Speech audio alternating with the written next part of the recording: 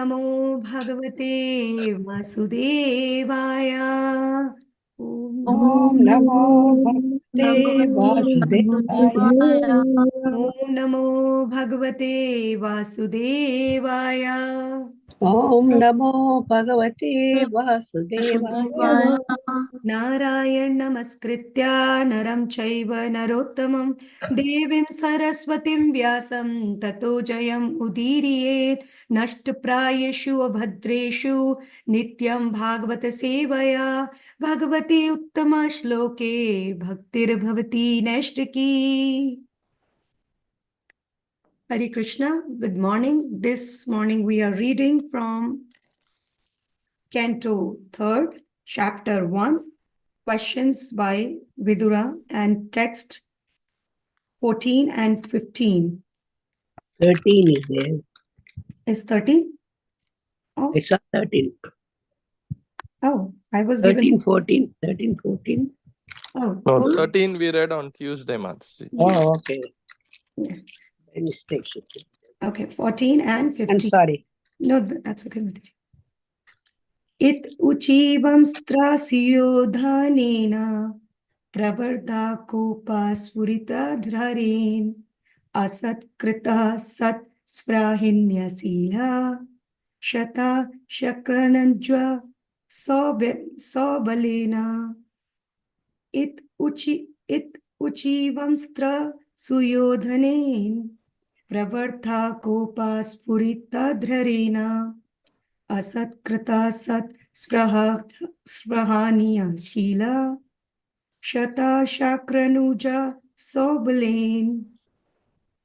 It uchivam strasuyodhanena pravartha kopa spurita dharen asatkrita sa svarinya shila shata shakranuja sobalen. Anyone would like to repeat? Iti uchivam tatra suyodhanena pravruddha kopa puritadharena asatkrita satspraniyashila shatta sakrananuja saubhalena. Thank you. Yitsivam statra suyodhanena pravriddha kopa spurita dharena asatkrita sat sprihaniya sila shatta sakranucha saupalena. Hare Krishna. Iti uchisvam tatra suvadhanena prabhradha kopa spurita adharena asatkrita sat sprahanya sila shatta sakarjuna sauvalena. Hare Krishna. Hare Krishna. Ityauchivam tatra shodhanena providra kopaspurita dharena ashatkritaha shatspriyaniya shilaha shatta shakarnanuja shaubalena. Hare Krishna. Hare Krishna. Nitya uchivansa tatra suyodhanena pravritta kopa spurita dharena asatkrita sat sprihanya shilaha chatta sakarnanuja savalena. Hare Krishna. इत्युचैवांस्तत्र सुयोधनेन प्रवृद्धा कोपस्फुरिताधरेण असत्कृता सत्स्पृहणीयशीला क्षत्ता सकार्नुज सौबलेन. Hare Krishna. Thank you so much. Synonyms: iti, thus, uchivan, while speaking, tatra, there, suyodhanena, by Duryodhana, pravadha, swollen with, kopa, anger, sfurita, flapping, adharena, lips, Asatkritaha, insulted. Sat, respectable. Spreniya Shilha, desirable qualities. Shata, Vidura. Sa, with. Karna, Anuja, younger brothers. Saubalena, with Shakuni. Translation and purport by His Divine Grace A.C. Bhakti Vedanta Swami Srila Prabhupada. Srila Prabhupada ki jai. While speaking thus, Vidura, whose personal character was esteemed by respectable persons, was insulted by Duryodhana, who was swollen with anger and whose lips were trembling. Duryodhana was in company with Karna, his younger brothers, and his maternal uncle Shakuni. Purport: it is said that giving good counsel to a foolish person causes the fool to become angry, just as feeding milk to a snake only increasing its venomous poison. Saint Vidura was so honorable that his character was looked up to by all respectable persons. But Duryodhana was so foolish that he dared to insult Vidura.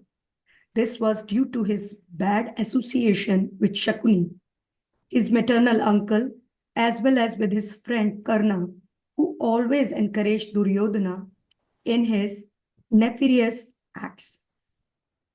I'm going to read text 15 also. Text 15. Ka enam atru pojhava jibam dasyam sutam yat bali neva pushitaha tasmin pratipaha prakarte aste nirvasyatam asu purak chwasanaha. Translation: who asked him to come here? This son of a kept mistress. He is so crooked that he spies in the interest of the enemy against those on whose support he has grown up. Toss him out of the palace immediately and leave him with only his breath. Purport: when getting married, the Kshatriya kings would take on several other youthful girls along with the married princes.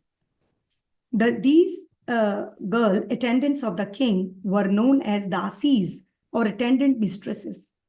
By intimate association with the king, the dasis would get sons. Such sons were called dasiputras. They had no claim to a royal position, but they will get maintenance and other facilities just like princesses. Vidura was the son of such a dasi, and he was thus not counted amongst the Kshatriyas. King Dhritarashtra was very affectionate towards his younger Dasi Putra brother, Vidura, and Vidura was a great friend and philosophical advisor to Dhritarashtra. Duryodhana knew very well that Vidura was a great soul and well-wisher, but unfortunately, he used strong words to hurt his innocent uncle.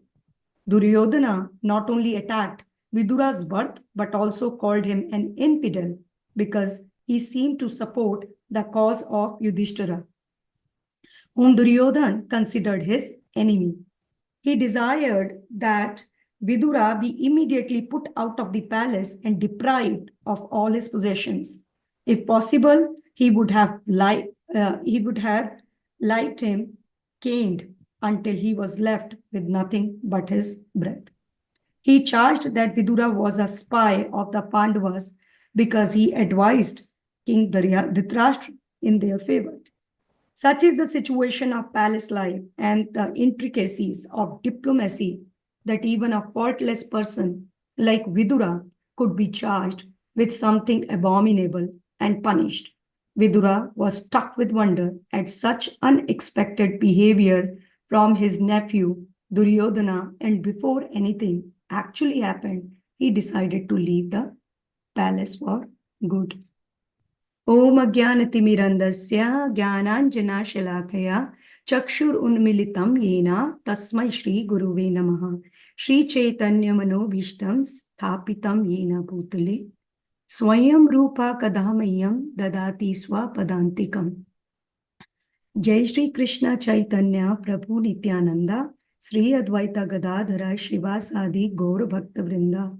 Hare Krishna Krishna Krishna Hare Hare Hare Rama Rama Rama Hare Hare. Vanchakalpatarubhyascha Kripa Sindhupayevcha Patitanam Pavanebhyo Vaishnavebhyo Namo Namaha.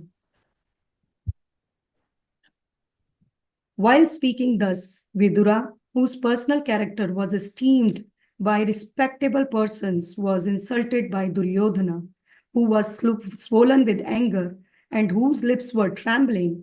Duryodhana was in company with Karna, his younger brothers, and his maternal uncle Shakuni, who asked him to come here, this son of kept mistress. He is so crooked that he spies in the interest of the enemy against those on whose support he has grown up. Toss him out of the palace immediately and leave him with only his breath.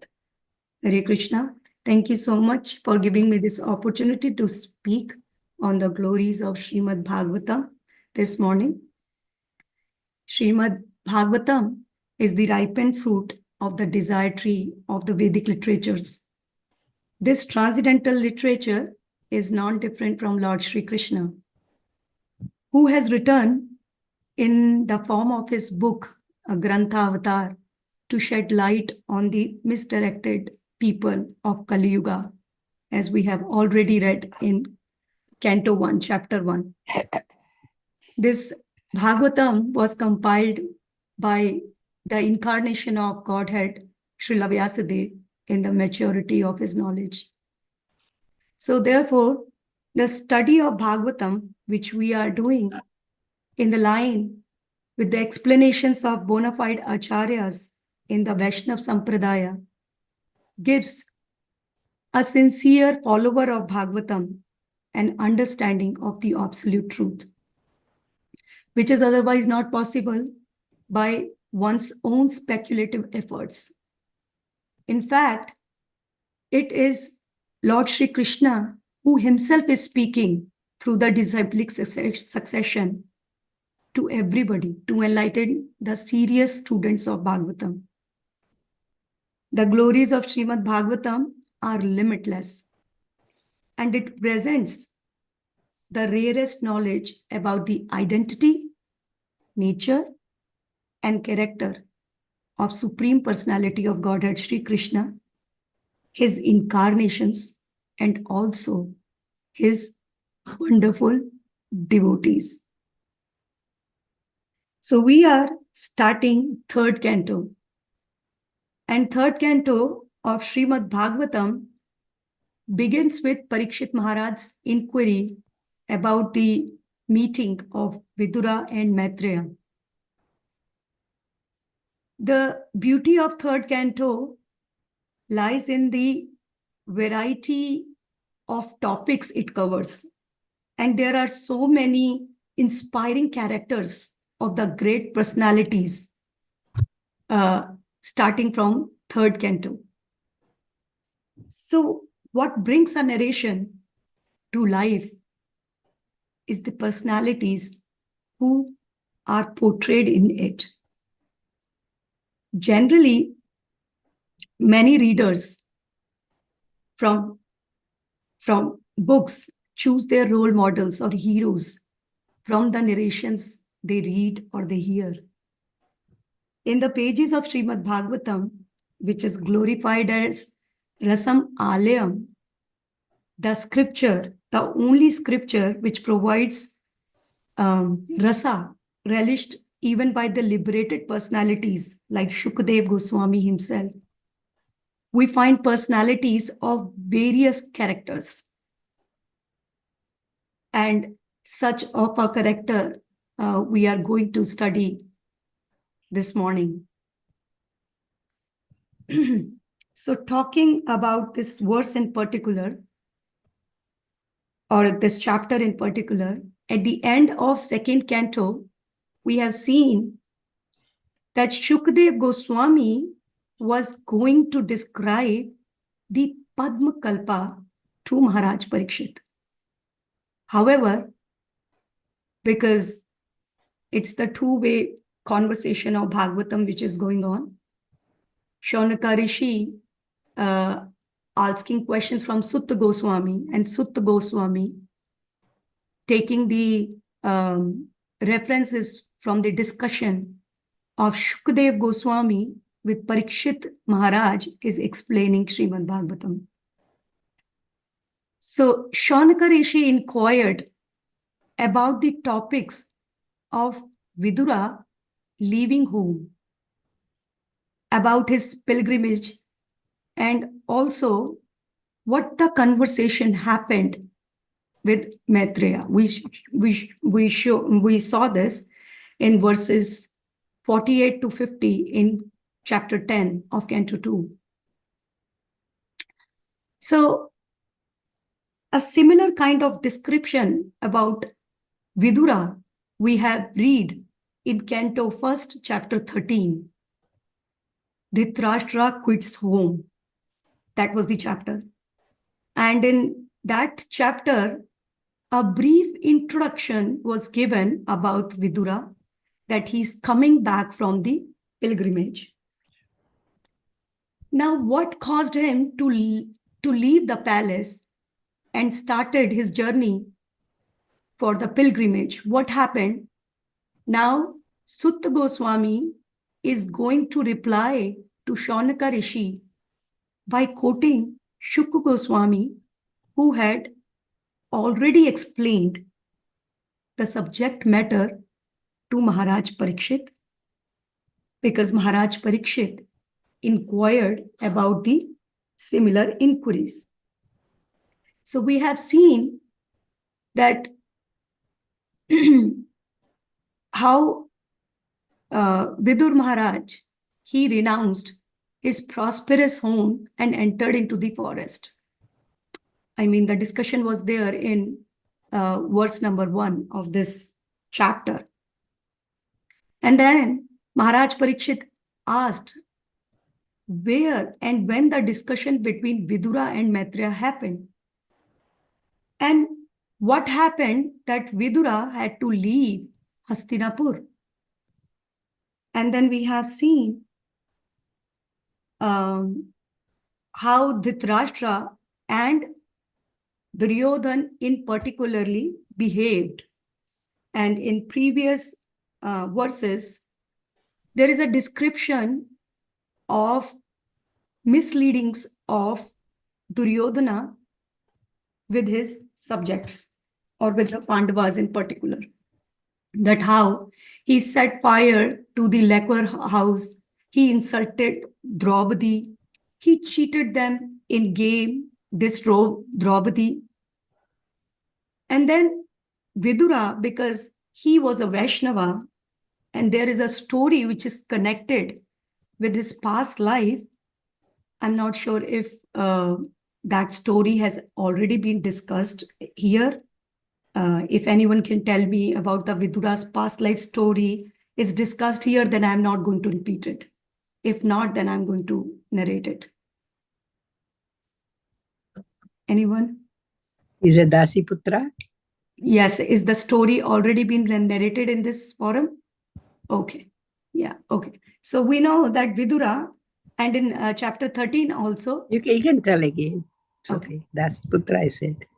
Okay. So Vidura, he was, Vidura, what is the story? That, and this story comes in 13th chapter, verse 1 of Canto 1 in the purport. What happened? Once upon a time, what happened?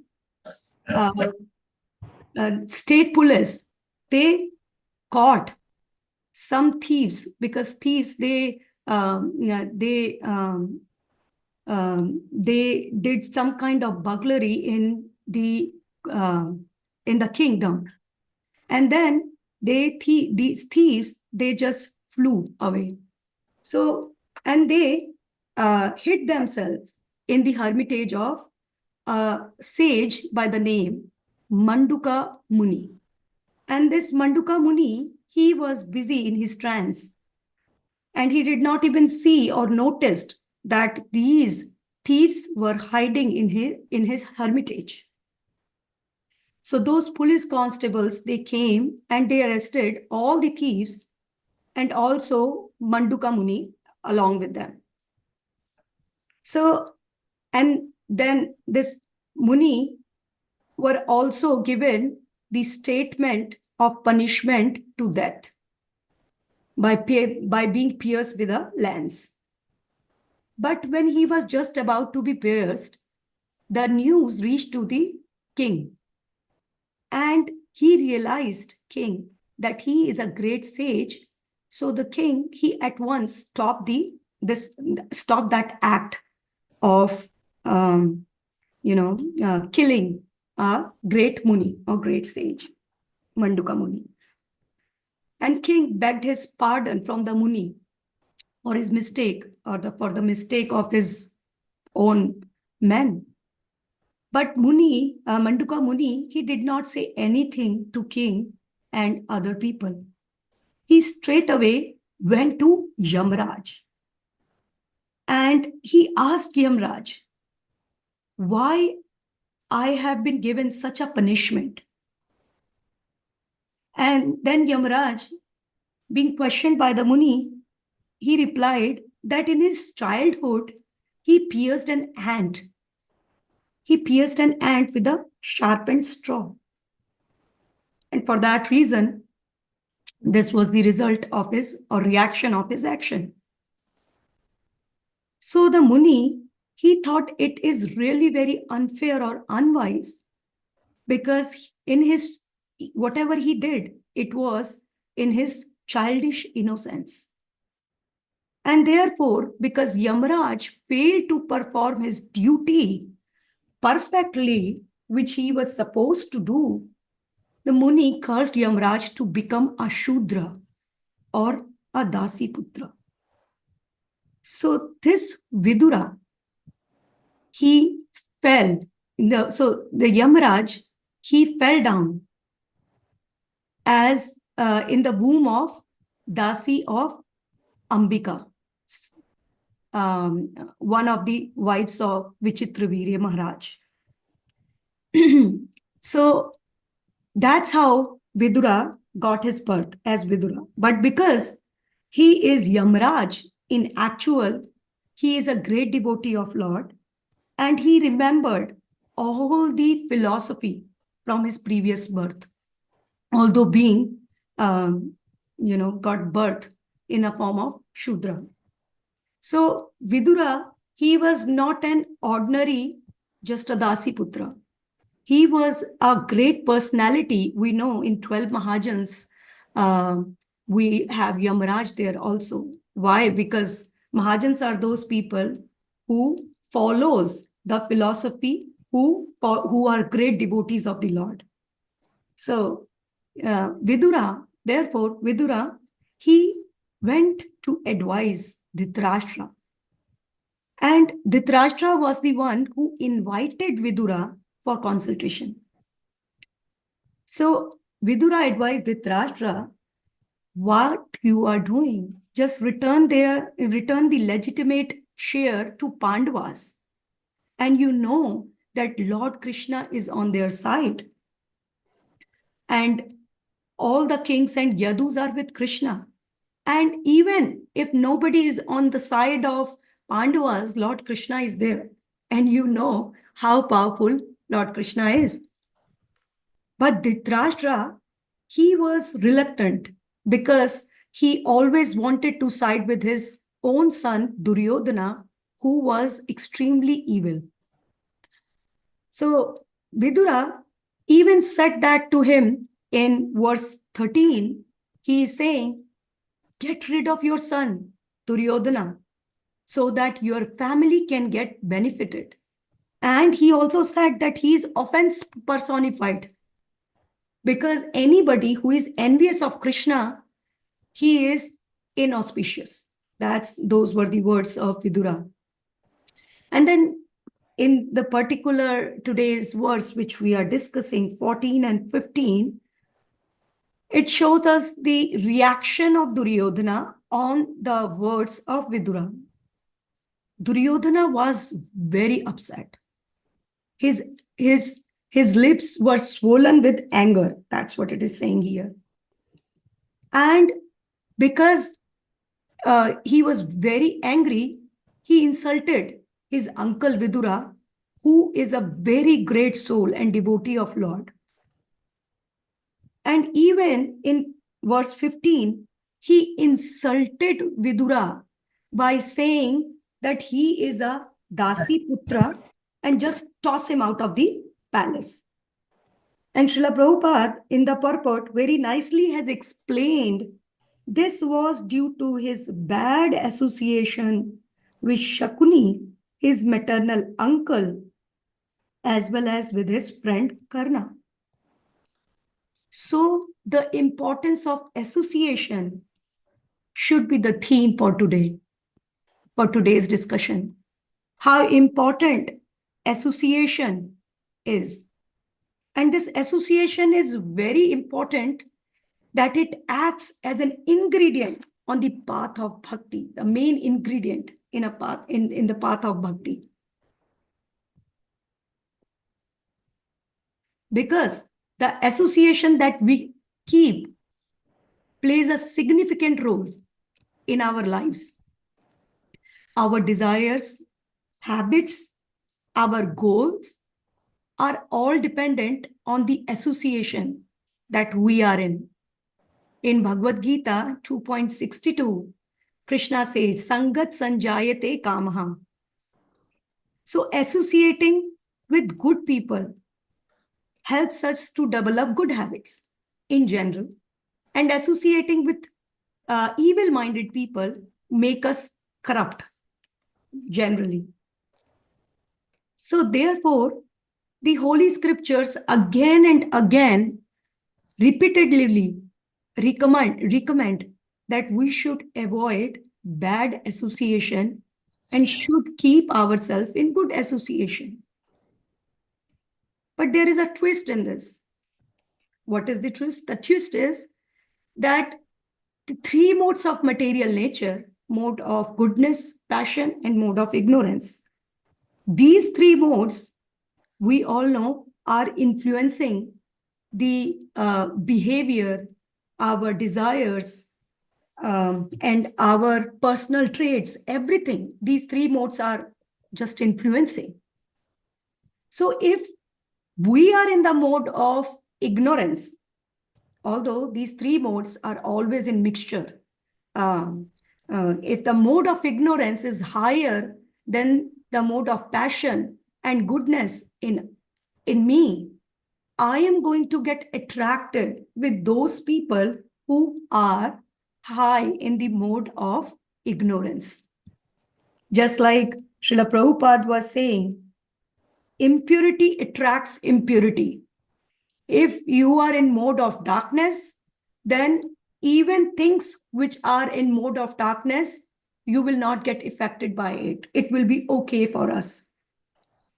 I remember in our DT worship seminar course, there was a lecture of Srila Prabhupada, where Srila Prabhupada was making comment on the dirty, unclean toilet.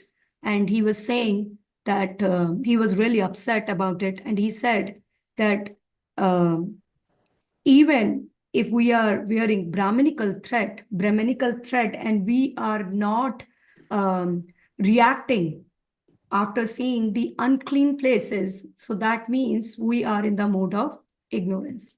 So that's one point. So, and also our modes of material nature influence what association I may choose. And also, it's the other way around also. My association also influence my desires or my habits or my personal traits, or can improve me.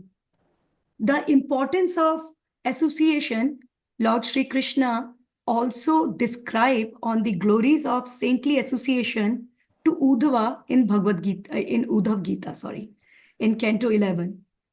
And he is mentioning so many points that how if you are in a association of saintly people, that then it will destroy any kind of material attachment, and it will it will increase the Vaishnav behavior. The eight qualities of a devotees, 8 qualities of devotees have been described in 26th chapter of 11th canto. And then Krishna also says that when we are in the assembly of like-minded good devotees, then what happened? Then we tend to speak about Krishna. Mad chitta madgata prana bodhayanta parasparam. Krishna's topics. And then Krishna's topics, what happened? That purifies the sins, that purifies the heart of the listener. So that's what Krishna is saying. And also in Bhagavatam, a very beautiful shloka comes, Shrinvatam Swakatha Krishna, Punya Shravanam Kirtana, Hirde Antahasto hi Abhidrani, Vidu Noti Sruhat Satam. That means whenever we hear Krishna Katha, our heart, Krishna who is sitting in our heart, he cleans from inside. And when our anarthas get cleaned up, then we achieve bhakti by Krishna Katha. We get attraction towards Krishna Katha.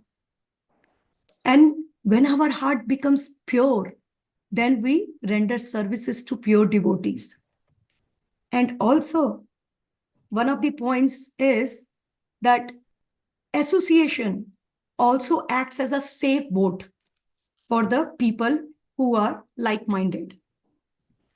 So association has so many nice benefits. And as I said, that it's the association who is going to decide what and where I am going.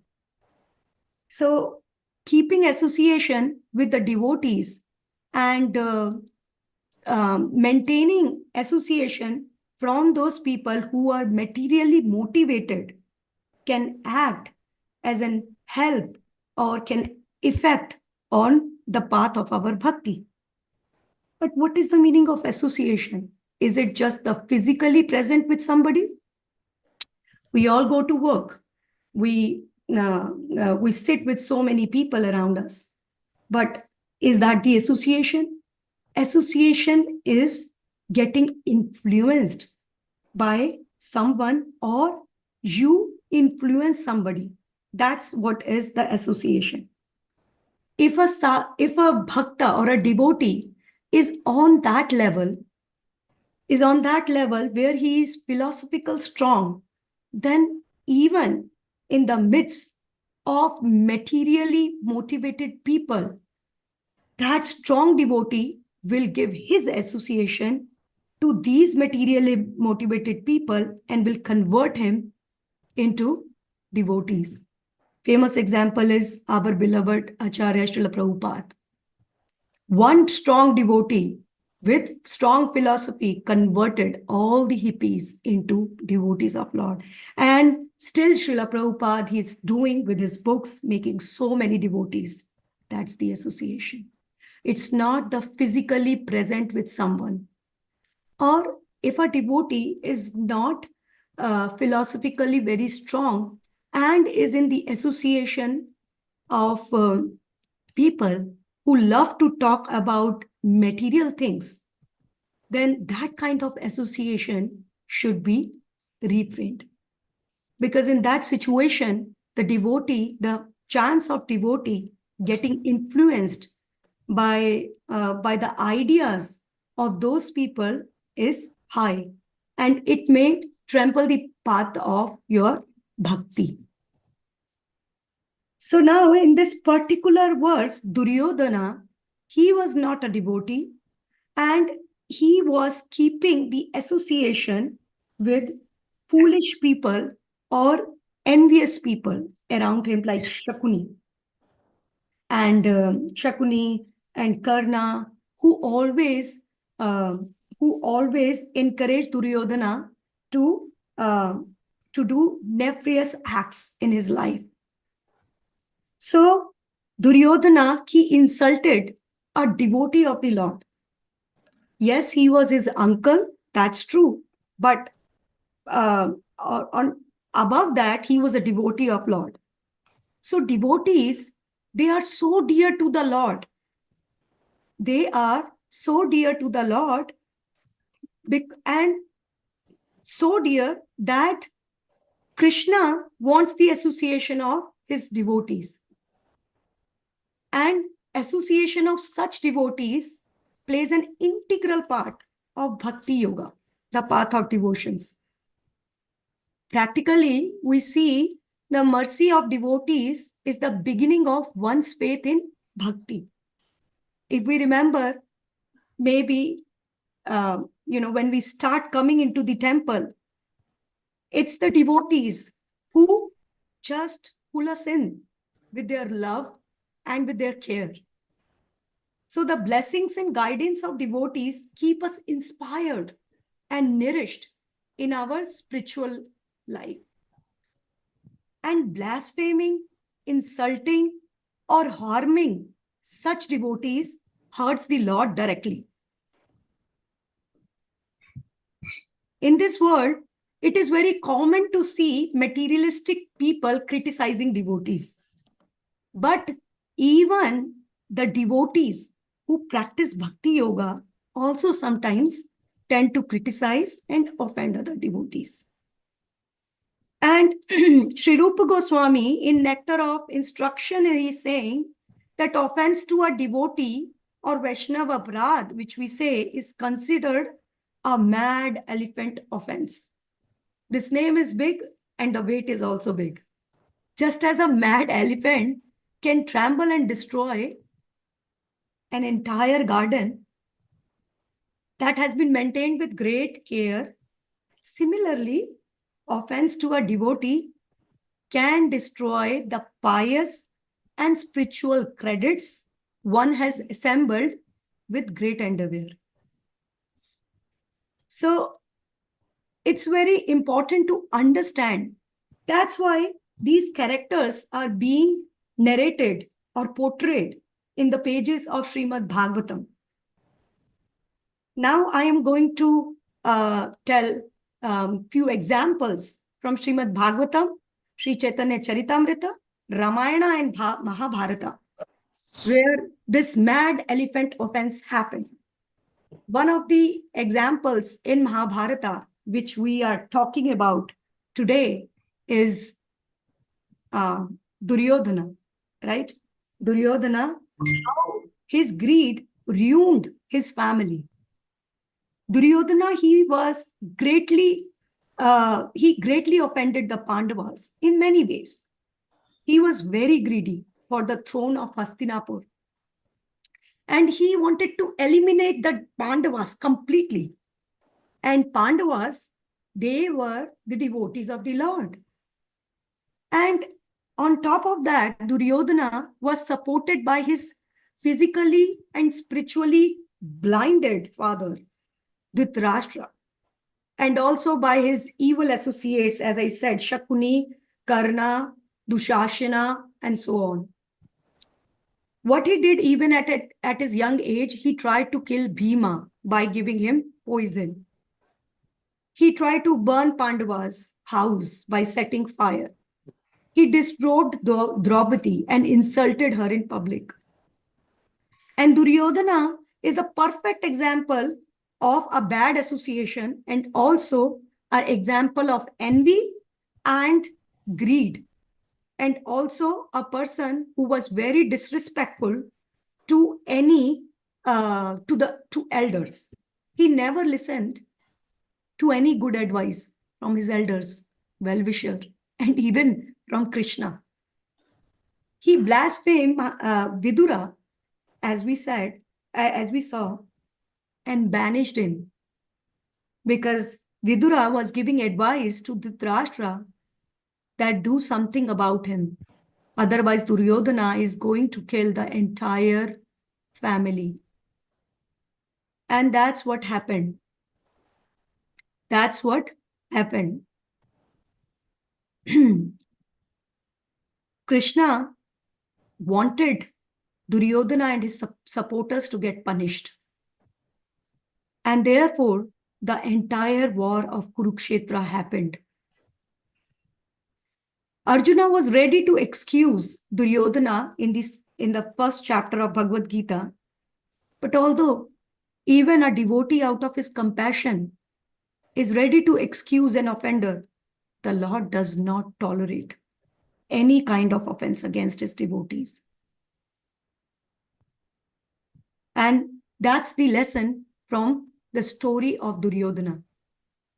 Now, as I promised, from Bhagavatam, Amrish Maharaj, Canto 9, a very, very, very famous story of a devotee, Amrish Maharaj, who invited Durvasa Muni. And the story, we all know what happened, that Durvasa Muni, Amrish Maharaj invited Durvasa Muni, and Durvasa Muni just went to take bath. He took a long time. And when he came back, he saw Amrish Maharaj had taken a little sip of water. He got so angry from him, and he wanted to kill Vaishnava, kill Amrish Maharaj. There are stages of Vaishnava Prad. First stage is that you can just, ignore a Vaishnava.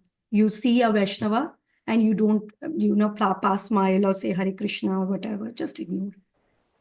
Second stage is you criticize a Vaishnava in your mind.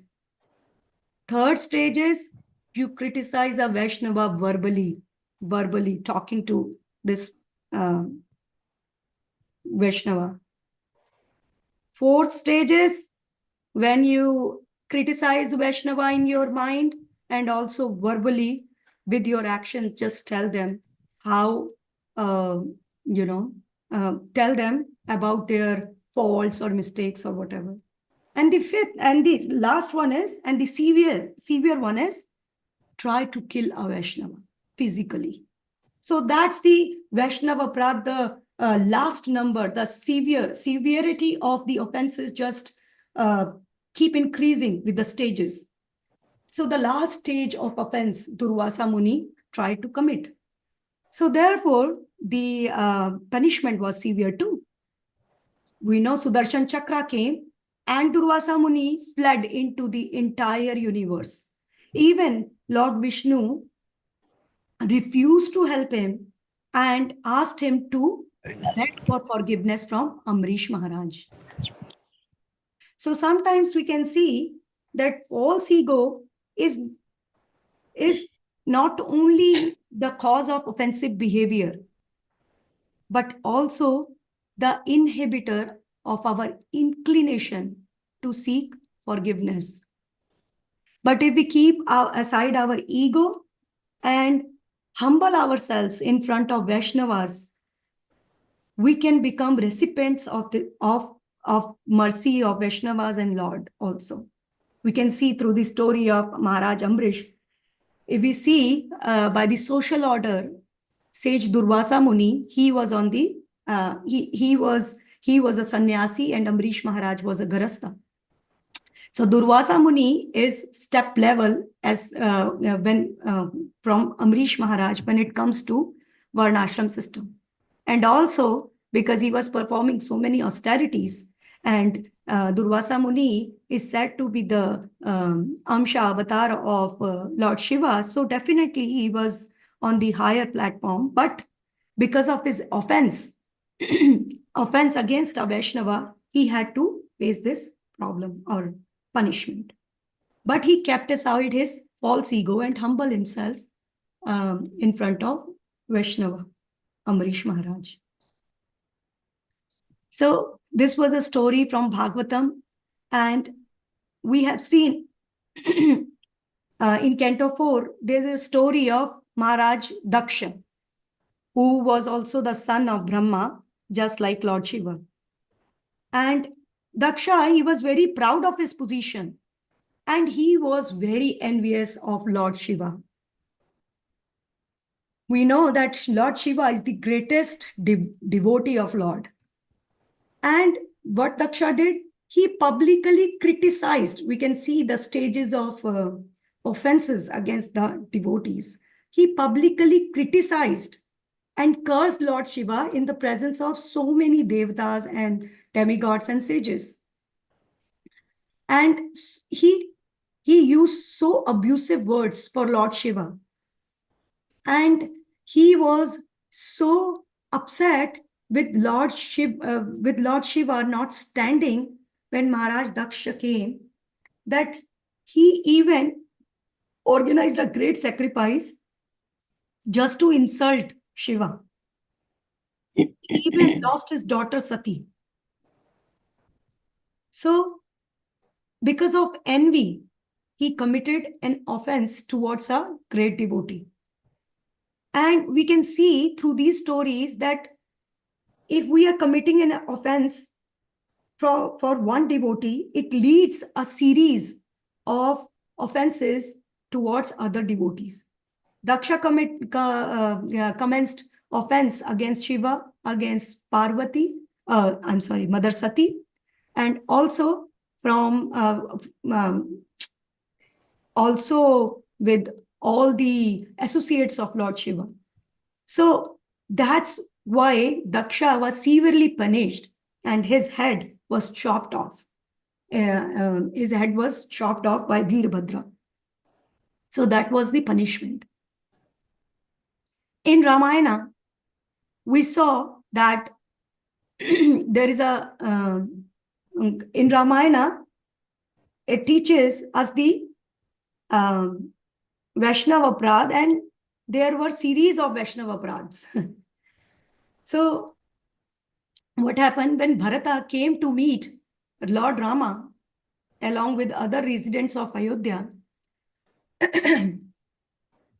So at that time, Lakshmana doubted that Bharata is coming to attack Rama, because he thought that, Bharata, he is also the partner of Kakai, his mother, in the conspiracy.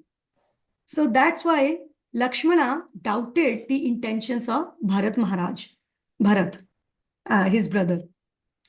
And then, because of this Vaishnava Prad towards Bharat, later on we can see that Mother Sita doubted Lakshmana when the episode of Marich happened, and when Lord Rama, he went behind Marich, and at that time, what happened? Mother Sita instructed Lakshmana to go and help his brother. And Lakshmana said, I know this is all conspired by demons, so you don't worry, mother.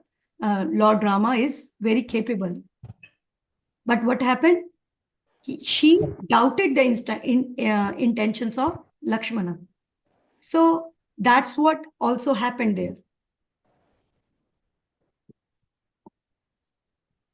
And because Mother Sita doubted his motivations of Lakshmana, and Rama already knew that.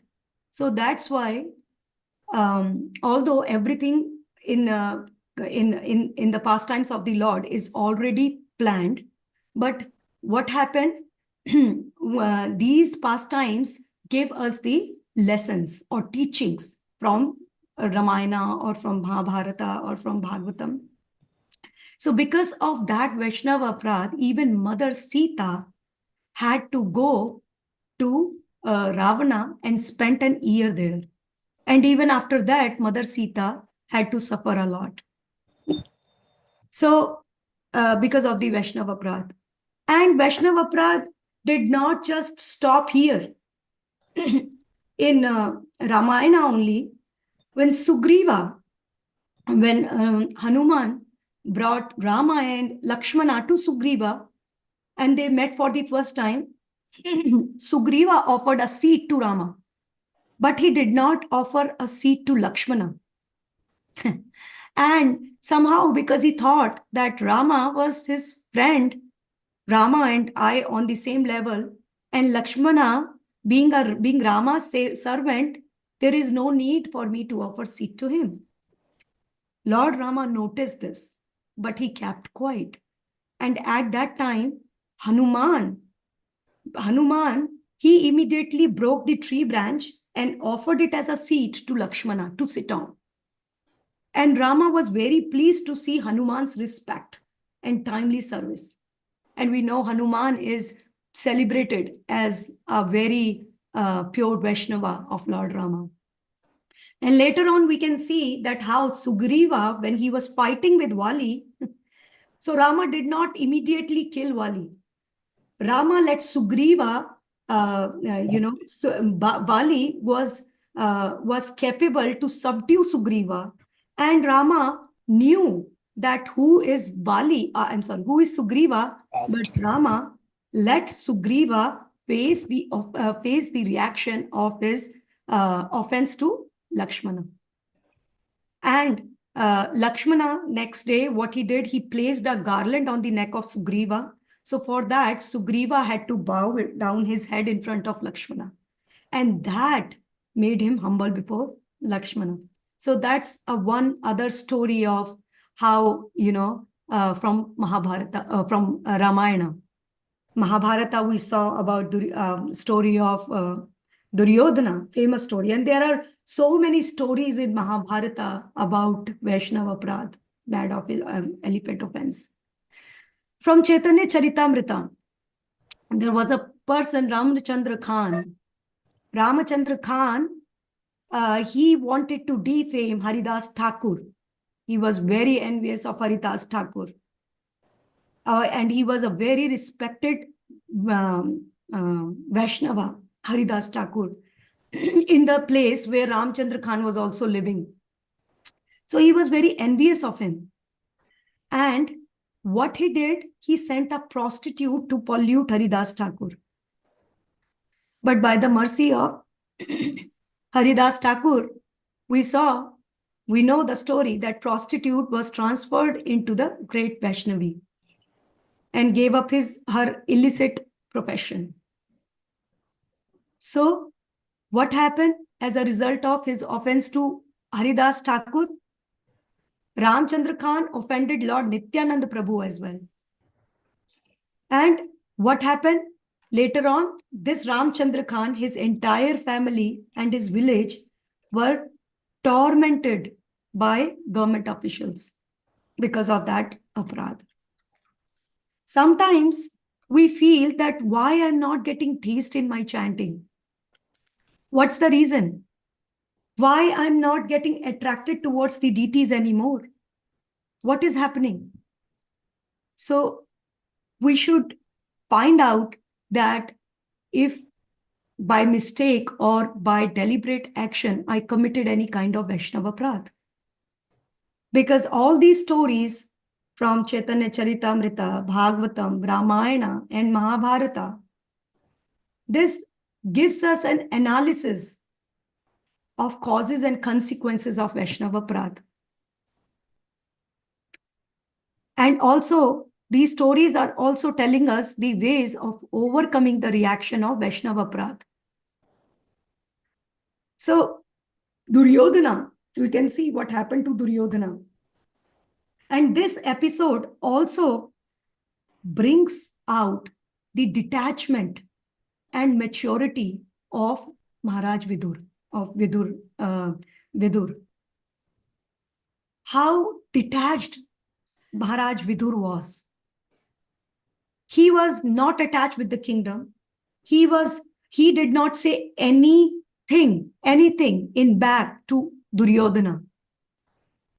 Although Duryodhana criticized him really badly in front of everybody, but Vidura did not say anything to Duryodhana.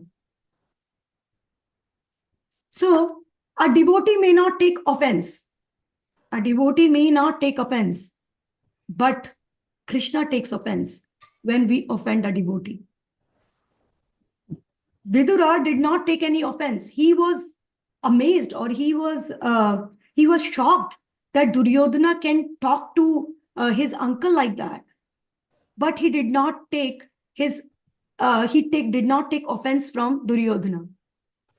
And on the contrary, he thought that this is a good opportunity for me to go and visit the places of pilgrimage and explore my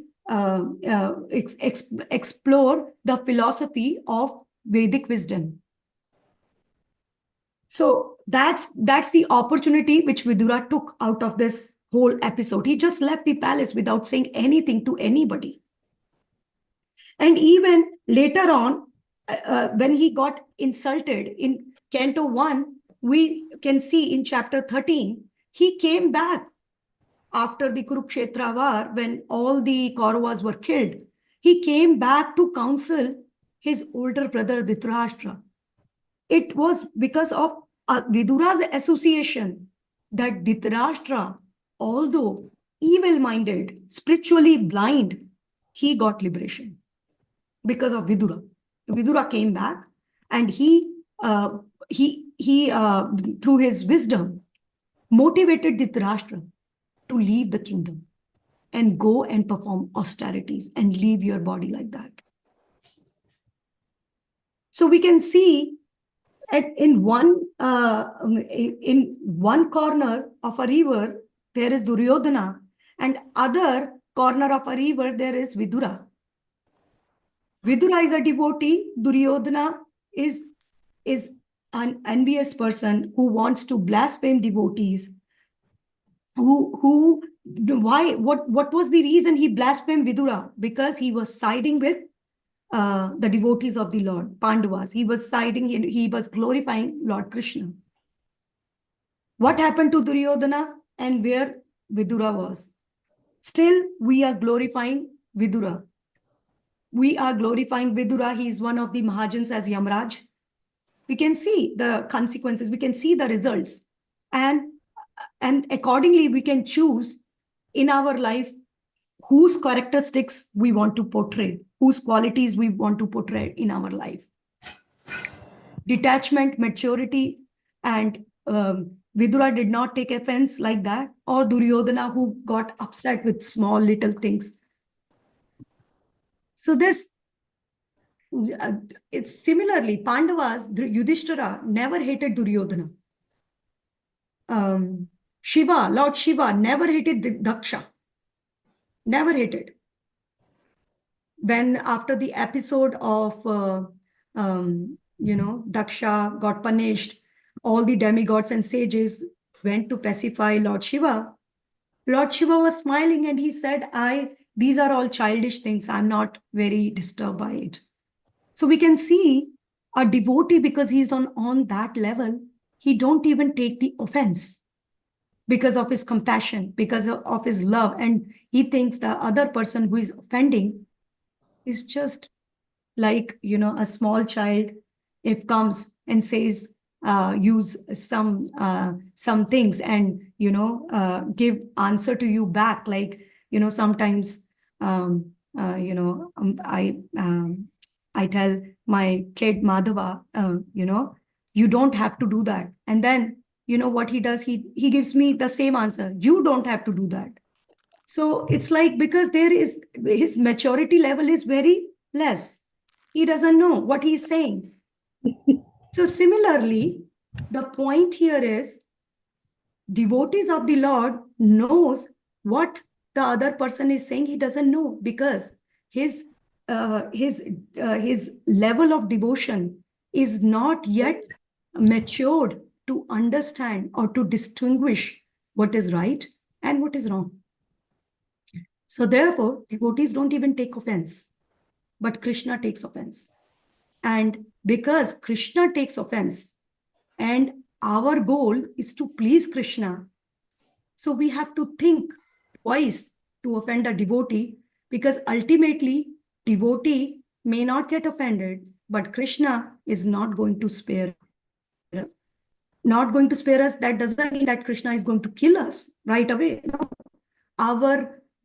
Our bhakti or our taste in bhakti will going to start diminish slowly and slowly.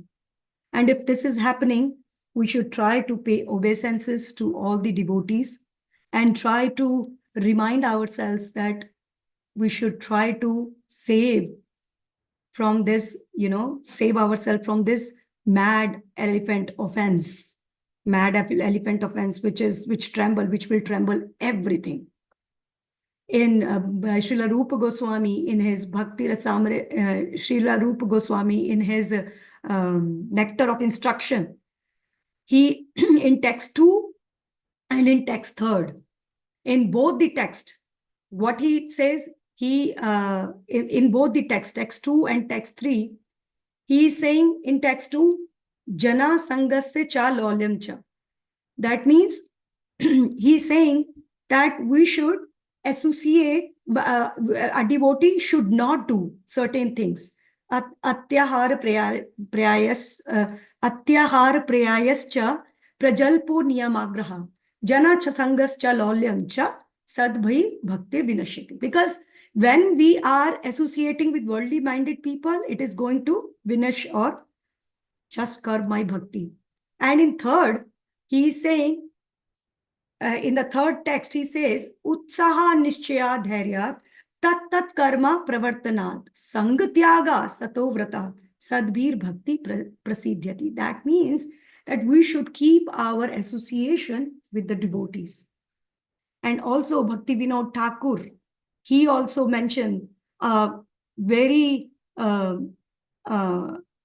important types of sanghas, that there are 2 types of sangha, and we should avoid association with non-devotees, and also we should also avoid the attachments. So as I said, that it's not the physical presence, but also the association of our senses. These days, even if we do not associate with the, what you say, we do not associate with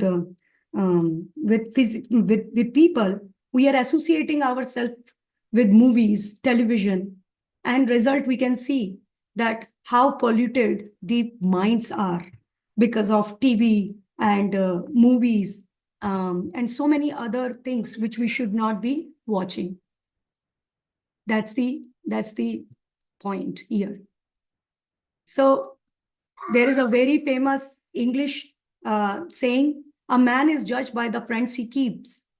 So the friends he keeps, it also include the objects of the senses we keep. And only with the association of even one unchaste thought can put people down or devotees down, just like in the case of Ajamila we saw. And also in case of Mother Kekai, we saw that how Mother Kekai used to love Lord Rama, just like her own son. Just like her own son, he used to love. But with the association of evil-minded mantra, she spoiled the glory of motherhood in the history. With that, I'm going to stop here. I know the time is there. Thank you so much again for giving me this opportunity. If I have said anything which is not according to the injunctions of scriptures, or anything which because of my Vani, if I have insulted anybody or hurt anybody, please excuse me for that. And please give me your blessings that I may remain on this path of bhakti and avoid myself from the offenses. Hare Krishna. Anybody has any questions? Anything? The floor is all yours. Hare Krishna.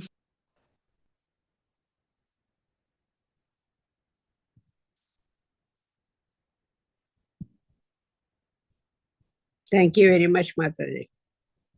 A wonderful class.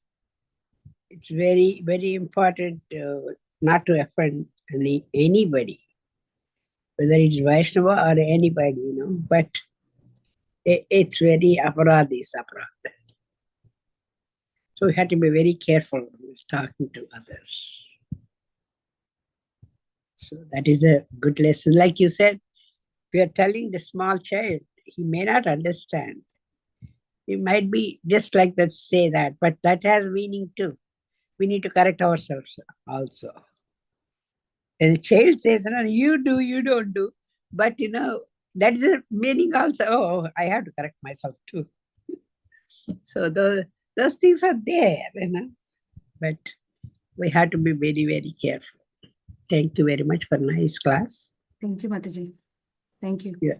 You are a young girl, you know everything. Thank you. Thank All you. glories to Srila Prabhupada, who knows everything and write in the purports. Hare All Krishna. glories to Srila Prabhupada. All glories to Srila Prabhupada. Blessings of elders too. Thank you. Okay, if there is any comment, question, or anything, otherwise we can just end our session here. Okay, all right. Hare Krishna. Thank you so much for joining. Vancha Vanchakalpatarubhyascha kripa sindhubhyo Srila pavanebhyo vaishnavebhyo namo Prabhupada ki jai. Jai. Hare Krishna. Vaishnav Thank you. ki jai. Hare Krishna. Hare Hare Krishna. Krishna. Thank you, Mataji, for your class.